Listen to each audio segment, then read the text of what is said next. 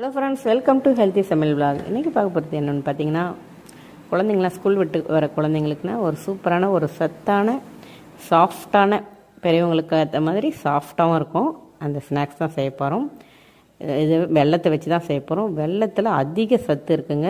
எப்போவுமே சர்க்கரையை ரொம்ப யூஸ் பண்ணாதீங்க. இப்போது இந்த வேர்க்கடலையை, வறுத்த வேர்க்கடலையை கொஞ்சம் பொடிச்சு வச்சுக்கலாம். ஒரு 3 ஸ்பூன் சேர்த்துட்டு ஒரு பேன் வச்சு அதில் 1 கப் கோதுமை மாவு சேர்த்துக்கோங்க. அதை வறுத்துக்கோங்க. சும்மா ஒரு 2-3 மினிட்ஸ் வறுத்துக்கோங்க.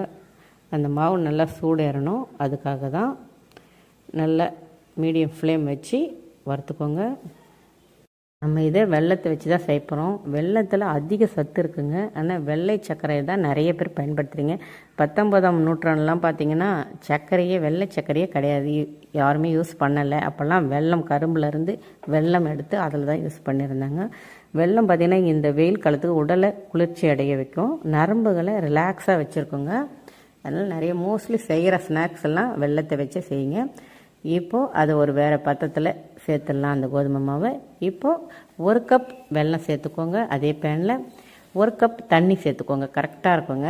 1 கப் வெல்லம், 1 கப் தண்ணி சேர்த்துட்டு நல்லா கரைய விடுங்க.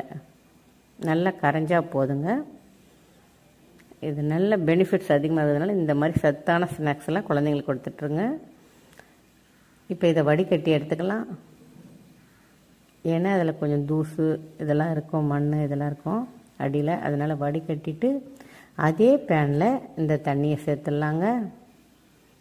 பாருங்கள் எவ்வளோ தூசு இருக்குன்னு. இதை அப்படியே அதே பேனில் சேர்த்துக்கோங்க. இப்போ லைட்டாக சூடு என்ன போதும், ரொம்பலாம் கொதித்து வரணும்லாம் இல்லைங்க. இப்போ கோதுமை மாவை சேர்த்துடலாம். இந்த 1 கப் கோதுமை மாவு வறுத்து வச்சுருக்கோம் இல்லைங்களா, அதை சேர்த்துட்டு மொத்தமாக சேர்த்துக்கோங்க. சேர்த்துட்டு நல்லா கிளறி விடுங்க. அதுவே இழுத்துருங்க. நல்லா கிளறிக்கினே இருங்க. தண்ணியில் சேர்த்துட்டு ஃபுல்லாக தண்ணி இழுத்துரும். நல்லா மிக்ஸ் பண்ணி நான் மொத்தமாக கிளறிக்குங்க. பாருங்கள், மொத்த தண்ணி இழுத்துருச்சு பாருங்கள்.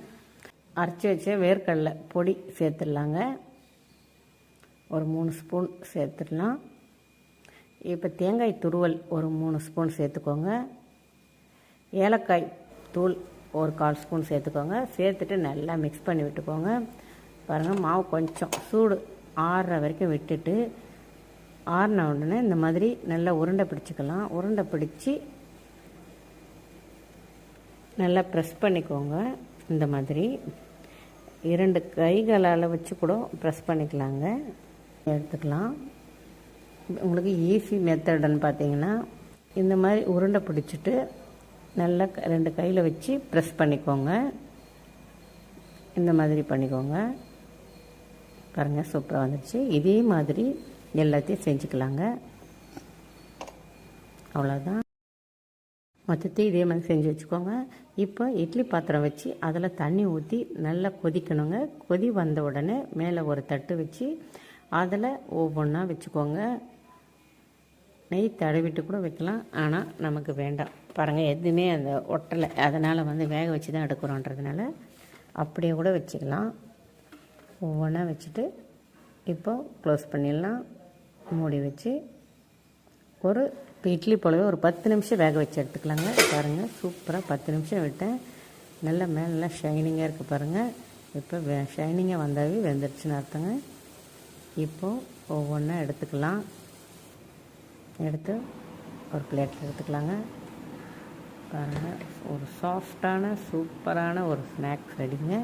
உங்கள் குழந்தைங்களுக்கு, பெரியவங்களுக்கெல்லாம் கொடுத்து என்ஜாய் பண்ணுங்க. ஓகே.